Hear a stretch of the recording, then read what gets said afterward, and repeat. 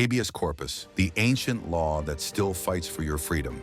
Imagine you're taken from your home. No charges, no trial, no explanation, just gone. Sounds like a dystopian nightmare, right? But this has happened across empires, regimes, and even democracies. That's why habeas corpus exists. It's not just legal Latin, it's an ancient force, an 800-year-old shield, built to say one thing: you can't just disappear people.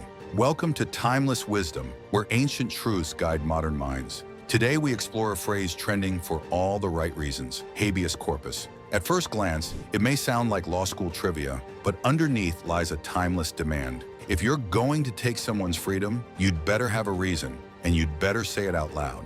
Literally, it means you shall have the body, but practically, it means freedom with proof, power with limits, justice with process. The idea has roots in ancient Rome. Philosophers like Cicero envisioned a republic where law was higher than any single ruler. But in 1215, habeas corpus found its spine. In England, under pressure from rebellious barons, King John was forced to sign the Magna Carta.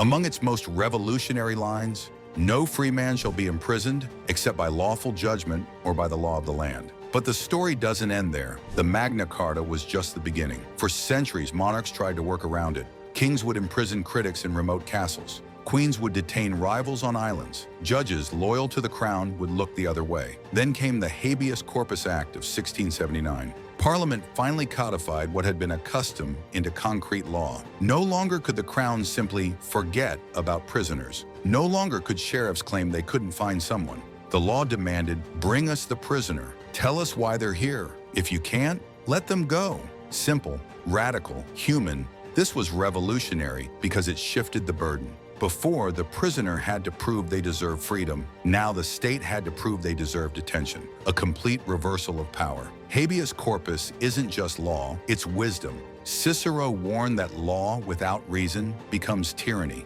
Confucius taught that justice must be visible, not hidden.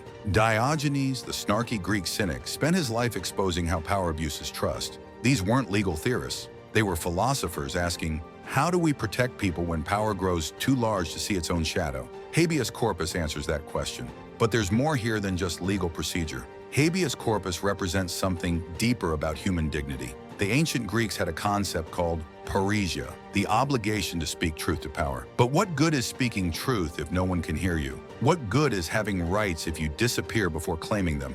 Consider the Jewish philosopher Hannah Arendt's warnings about totalitarianism. She noticed that before the worst atrocities, regimes first make certain people invisible. They vanish from public life, then from legal protection, then from memory itself. Habeas corpus stands against this erasure. It says every person must be accounted for.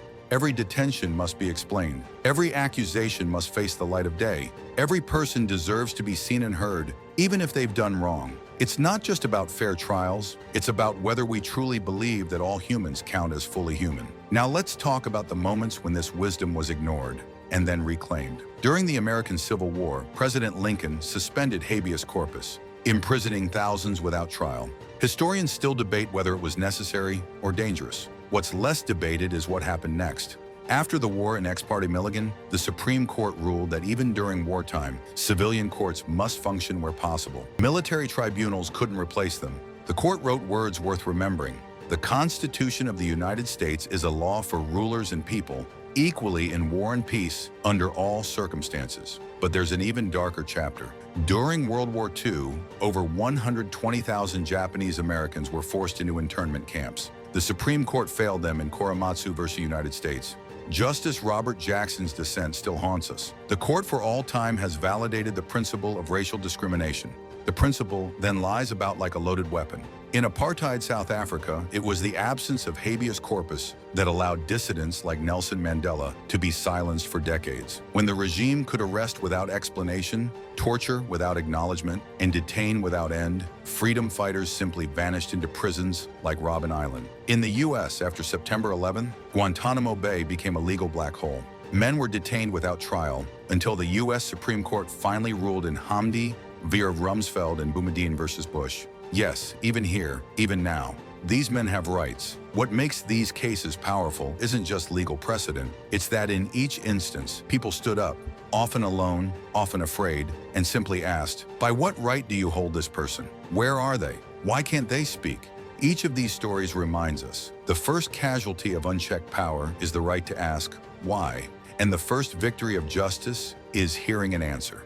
Habeas corpus isn't just an American or British concept. Across cultures, we find the same principle emerging in different forms. In India, Article 32 of their constitution guarantees the right to constitutional remedies. When emergency rule was declared in 1975, this was the first right suspended. Why? Because dictators know, when people can challenge detention, power isn't absolute. In Latin America, during the dictatorships of the 1970s and 80s, tens of thousands became los desaparecidos, the disappeared. Mothers marched in Argentina's Plaza de Mayo, carrying photos of missing children, demanding one thing, habeas corpus. Where are our children? What have you done with them? When Chile returned to democracy, they strengthened habeas corpus specifically because they'd seen what happens when it disappears. Even in ancient China, Confucian scholars developed a concept called shu, reciprocity. It meant that those with power must explain their actions. Emperor Wang Mang of the Han Dynasty created a primitive form of habeas corpus, requiring officials to justify arrests to higher authorities. This isn't coincidence. Across history, across cultures, we keep rediscovering the same truth. For justice to exist, power must explain itself. Today, people may not vanish into cells, but they vanish in other ways. In news cycles, in comment sections, in viral outrage and instant blame. Canceled before questioned, judged before understood. Think about it. How many times have you seen a headline without context, an accusation without evidence, a life ruined before facts emerge? Digital mobs can now destroy reputations in minutes. Algorithms amplify the most extreme claims. And we're all incentivized to react before reflecting. This isn't just about celebrities or public figures. It's about all of us. The teenager whose mistake goes viral, the employee fired over a misinterpreted tweet, the neighbor ostracized based on rumor. We've built a culture of judgment without process, of punishment without proportion, of condemnation without context. But the principle of habeas corpus still stands. No one deserves punishment without a hearing. No voice should be silenced without reason. No reputation should be erased without process. Habeas corpus is no longer just courtroom law. It's a challenge to all of us to pause before we condemn, to ask for evidence before we share, to demand context before we judge. In a world of instant judgment, the most revolutionary act might be simply asking, wait, what actually happened here? Where's the full story? Have we heard all sides?